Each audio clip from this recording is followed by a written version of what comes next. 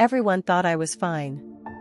But I was sleeping 3 hours a night, drowning in bills and caring for a sick mother after burying my father. I smiled through what was breaking me. Until one question almost destroyed me. Everyone thought she was fine. Not because she said it out loud. Not because she announced it. But because she looked like it. She walked into rooms like someone who had her life together. Her posture was always right. Her smile arrived before she did. Her heels made that confident sound on the floor, the kind that tells people she knows where she's going. At work, she was known for being dependable. Early to meetings. Sharp with numbers. Calm under pressure. The kind of woman people described with phrases like she's strong and she always figures it out. And she did. She always figured it out. That was the problem. No one noticed the way her smile took effort now. No one noticed how quiet she'd become during lunch breaks. No one noticed how she stopped talking about her weekends. Because nothing was visibly wrong. She still dressed well. Still delivered results. Still showed up. So everyone assumed she was fine. What they didn't see was the way she stared at the ceiling most nights, counting hours she wouldn't get to sleep. 3 hours. Sometimes less.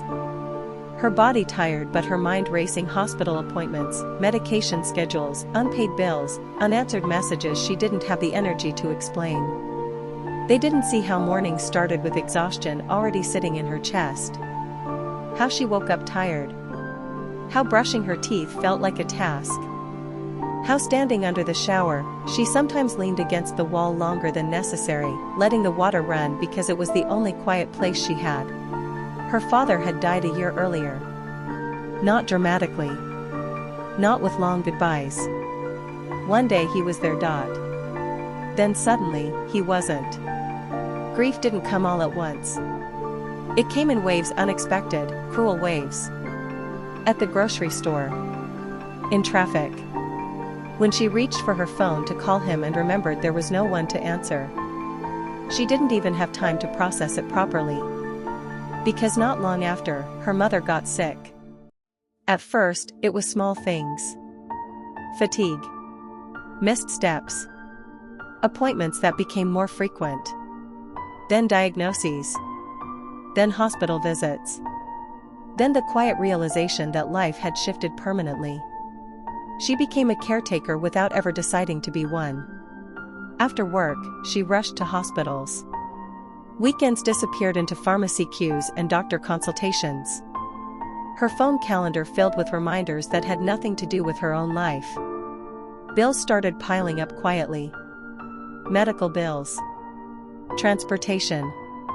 Medication that insurance didn't fully cover. She took extra shifts. Stayed later at work.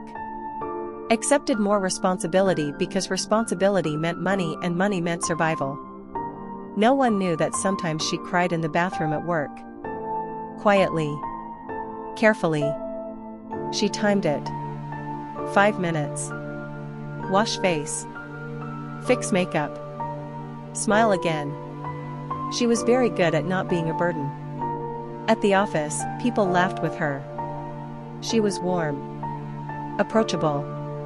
The kind of person others leaned on. She listened to colleagues complain about things that now felt so small: delayed promotions, bad dates, minor inconveniences. She nodded. She empathized. She never said, "I'm barely holding on." Because how do you say that when you're supposed to be the strong one? At night, she lay awake scrolling through messages she hadn't replied to. Friends she hadn't explained things to. Invitations she kept declining with excuses that sounded polite but hollow. Slowly, relationships suffered. Not because she didn't care but because she had nothing left to give. Love felt distant. Romance felt impossible. Who had the energy to explain grief? To explain debt? To explain exhaustion that sleep couldn't fix? Some nights, she sat on the edge of her bed, fully dressed, staring at the wall. Not crying. Just empty. And she wondered something she never said out loud. How long can a person keep living like this before something inside them breaks? But the next morning, she got up, put on her heels, fixed her hair, and smiled. Because everyone thought she was fine. There's a specific kind of tired that sleep doesn't cure. It settles deep in your bones. It makes simple decisions feel heavy. It turns everyday tasks into mountains. She lived with that tired. At work, she performed competence like muscle memory. Her body knew what to do even when her heart felt detached. Meetings blurred together. Applause sounded distant. Compliments felt undeserved. "You're doing amazing," someone once told her. She smiled and said thank you, then went back to her desk and stared at her screen, wondering how success could feel so empty. Her phone buzzed constantly. Doctors, banks, work emails, messages from her mom asking when she'd be home. She answered all of them. Just never answered herself. She stopped asking what she needed. Stopped checking in with her own emotions. There was no room for them. No time. No permission. Some nights, she fantasized about rest. Not vacations. Not luxury. Just rest. A day where no one needed her. A night where sleep came easily. A moment where she didn't have to be strong. But even those thoughts felt selfish. So she buried them. And smiled through what was breaking her. The thing about carrying everything alone is that eventually, something small exposes the weight. For her, it wasn't a major crisis. It wasn't bad news. It was a simple question. Her best friend, Alex, noticed the pauses. The way she answered "I'm fine" too quickly. The way her laughter no longer reached her eyes. One afternoon, after work, Alex looked at her and asked quietly, "How are you really?" The question landed differently. Not accusatory. Not rushed. Just gentle.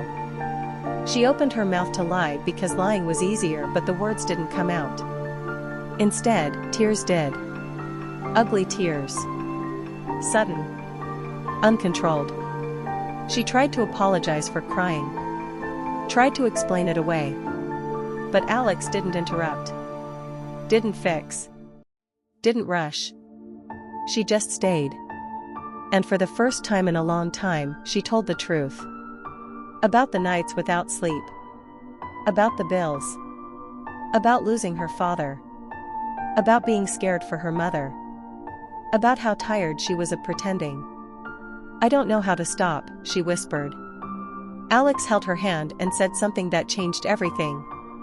"You don't have to be fine to be loved." That sentence cracked something open.